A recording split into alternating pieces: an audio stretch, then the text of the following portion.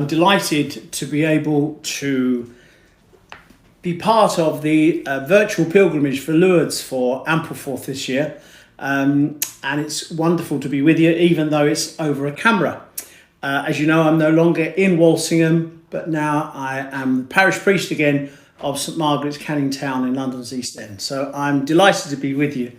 And I ask your prayers, please, for me and my parish at this time as I pray for you all. We live in strange, demanding and sometimes frightening times, but I suspect it was always thus. Each generation is faced with the challenges of its age. Over the past year, governments have put in place the material resilience we have needed to face the pandemic, but the real strength needed when faced with suffering and trial is spiritual resilience. The strength of faith in God that opens our hearts and minds, enabling us to see the bigger picture. Wars are not won by ships, tanks and planes, but by the courage, fortitude and dedication of the men and the women who are called to face the breakdown of peace and order. The challenges that humanity faces today demands courage, fortitude, dedication, wisdom and understanding, the fruits of the gift of faith. In a recent article about the loss of faith in Europe, it ended up with this question: if this is what the future holds, what shall we put in religion's place? If nothing, how shall we bear the loss? And if, as many suppose, we can easily do so, what sort of people will we have become? In times of suffering, poverty and oppression, we feel that we are in it all together. In the community where I now serve in London's East End, 2 world wars and the depression of the 1930s meant that people had to work together to survive. So what sort of people have we become today? Are we all in it together? I think a more suitable description of our recent behaviour is given by Frank Sinatra in his song, I Did It My Way. My way seeks to find that important but so often elusive emotion, happiness. But happiness of itself, being an emotion, is dependent on the things and the events of life. It is momentary and of itself does not satisfy. So we keep on looking. Surely one of the great challenges facing our families and communities today is that we live in a world that has lost its sense of God and has created a modern version of idol worship. Psalm 106 describes what happened when Moses came down from the mountain. He says, "You exchanged the God who was your glory for an image of a bull that eats grass." They were worshipping the golden calf. G.K. Chesterton says that when a man stops believing in God, it's not that he believes in nothing, he will believe in anything. Look around you and you will see the truth of Chesterton's words. Modern idolatry offers to make me happy by the worship of self and the acquisition of material things, neither of which can bring satisfaction.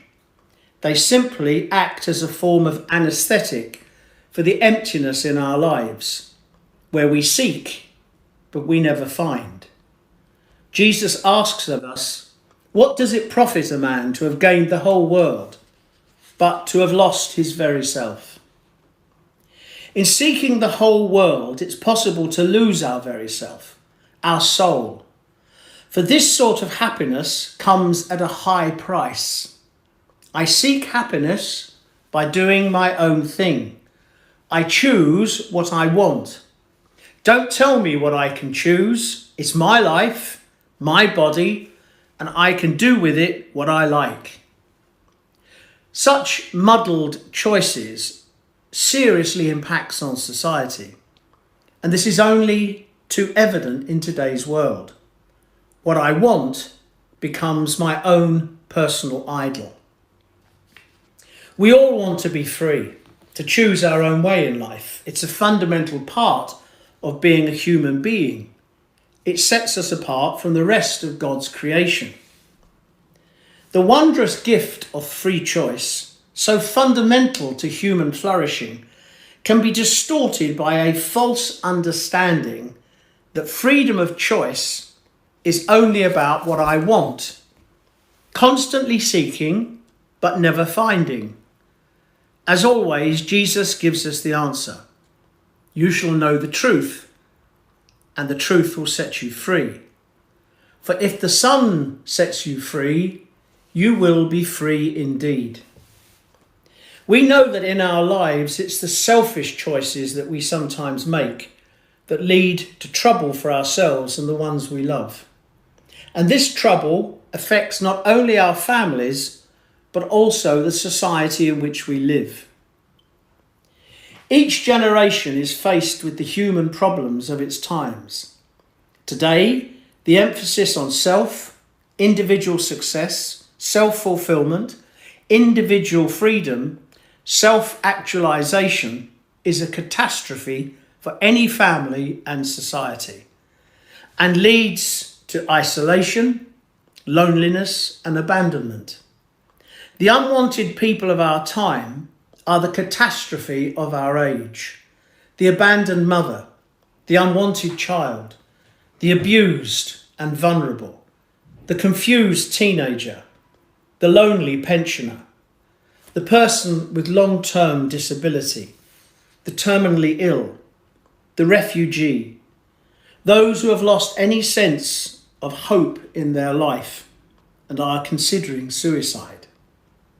St. Teresa of Calcutta reflects, the greatest disease in the West today is not physical. It is being unwanted, unloved, and uncared for. We can cure physical diseases with medicine, but the only cure for loneliness, despair, and hopelessness is love. There are many in the world who are dying for a piece of bread, but there are many more dying for a little love. The poverty of the West is a different kind of poverty. It is not only a poverty of loneliness, but also of spirituality. There is a hunger for God, as there is a hunger for love. The loneliness of our modern world is not eased by a superficial happiness. Hope arises from a deep well within us that is known as joy. We seek after momentary happiness, but we have forgotten the meaning of joy. Joy is a consequence of knowing that we are unique because we are loved. And this love begins with God. You called, shouted, broke through my deafness. You flared, blazed, banished my blindness. You lavished your fragrance. I gasped, and now I long for you. I tasted you, and now I hunger and thirst. You touch me, and I burn for your peace. These words of St. Augustine reminds us that you have made us for yourself, O Lord, and our hearts are restless until they rest in you. Our Lady's message at Walsingham, and indeed her message wherever she appears, calls us to listen to the voice of her Son and to do whatever he tells us. In Walsingham, she asked us to build a replica of the Holy House, England's Nazareth. And she invites us to share her joy, the joy that she had at the Annunciation. Now, this house, which Our Lady called home, was the home of St. Joachim and St. Anne, the grandparents of Jesus. It would be the place where she received the love of her parents and the simple living out of faith in God that was the foundation of her family. It was within this loving home and in the midst of the cruelty and the oppression of that moment in history, that the Word became flesh and lived among us. The love of Joachim and Anne that so shaped Mary, already full of grace, would give her the strength of faith to bring to fulfilment God's plan in her life. Mary's yes. The gift of faith, lived by her parents, enabled Mary to respond amidst her anxieties and fears. She would become the instrument of God's wondrous intervention in the affairs of mankind, whereby the Word was made flesh and lived among us. This was the cause of her joy, and this joy she wishes to share with us. For when the desire of our heart discovers the love of our lives, joy becomes a reality, not an idea.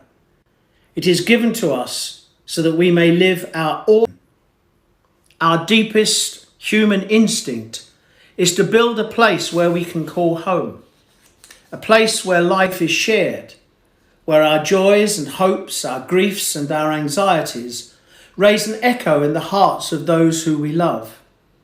A place where we can be ourselves and become what we are intended to be. It is a place where we experience all of the human emotions, good and bad, and where we learn what it is to be truly human, truly alive. Home is the place where we learn unconditional love. It is our experience of this deep well of love that comes through our parents and our family and friends, who are the channels of God's unconditional love for us. It enables us to navigate the good and bad times of life with a sure direction, and to discover that as we give to others, we find the true meaning of happiness in our day-to-day lives. Joy is so often confused with happiness. Home is the place where we learn the difference between these two words. Happiness without joy is meaningless. With joy, it brings purpose, focus, and meaning in our lives. We can't always be happy, but we can always have joy in our hearts. Joy is to happiness what the deep sea is to a puddle. Happiness, like puddles, dry up quickly. Happiness is often temporary and mostly dependent on our choices, feelings, and events. Joy is like the deep sea, ever present, and it comes as a consequence of accepting a gift that has been given to us. And this gift of God's love never dries up. It is a form of companionship, an inner strength that gives comfort. It is a presence that is gentle. And as I journey through life, it is the reassurance that I am never alone. I rejoice, for I have accepted and taken to heart that which will never leave me. Surprise your children, your friends, your family with joy, and they will be happy. Offer them your unconditional love, and they will have a framework and a guide in which to live their lives. So, what will we become? With joy in our lives, like Mary, we shall hear the words of Gabriel. Do not be afraid, Mary, for nothing is impossible for God. Surely the most joyful words ever spoken. And when we take them to heart and say our own yes, we shall find the peace and the happiness we so desire, because we will have the joy of God in our hearts, and we shall build a family and a country that truly knows the meaning of peace, for it has joy in its heart. Our Lady of Lourdes, pray for us.